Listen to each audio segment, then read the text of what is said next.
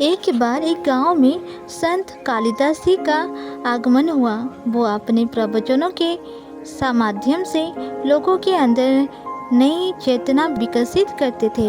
संध्या के समय जब उनका प्रवचन खत्म होने को था, तब रामू नाम का एक किसान उनके पास पहुंचा और उनसे आग्रह करते हुए बोला, महात्मा, मैं एक गरीब मजदूर हूँ।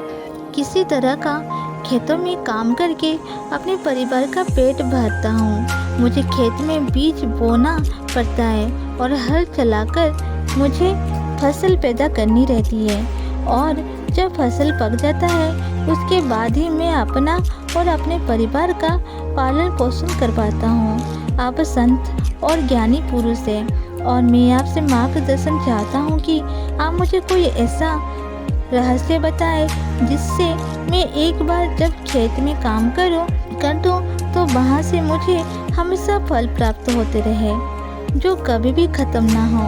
रामू की बात सुनते ही संत कालिदास मुस्कुराए और बोले, रामू, तुम एक नेक इंसान हो और तुम्हें कभी ना खत्म होने वाले फल की प्राप्ति भी होगी, लेकिन इसके लिए सबसे पहले तुम्हें अपने मन मस्तिष्क में बीज बोना होगा। ये सुनते ही रामू स्तब्ध रह गया और बोला, महाराज, ये आप क्या कह रहे हैं? मैं अपने मन में किस प्रकार से बीज बो सकता हूँ और उस बीज से मुझे कैसे फल प्राप्त हो सकेंगे? कालिदास उत्तर देते हुए बोले, रामू, बिल्कुल ही संभव है। ये बीज कोई साधारण बीज जैसा नहीं होंगे, ये बहुत अद्भुत होंगे जो तुम्हारे जीवन में सकारात्मक बदलाव लाने में अपना योगदान देंगे। रामू जिज्ञासा लिए बोला, महात्मा, कृपया मुझे बताएं कि मैं अपने मन और मस्तिष्क में ये बीज कैसे बो सकता हूँ। संत ने जवाब देते हुए कहा, प्रिय, तुम अपने मन में आत्मविश्वास का एक बीज बोओ। विवेक, स्वयं संयम और सूझबूझ का हल चलाओ। अपने विद्या और ज्ञान के पानी से उसे सींचो और अंत में उसमें शिष्टाचार और नम्रता का खाद डालो।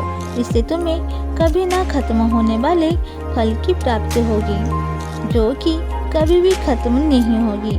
संत कालिदास की बातें रामू समझ चुका था और जान चुका था कि जीवन में कभी ना खत्म होने वाले फल की प्राप्ति सिर्फ और सिर्फ सुविचार के द्वारा ही संभव है।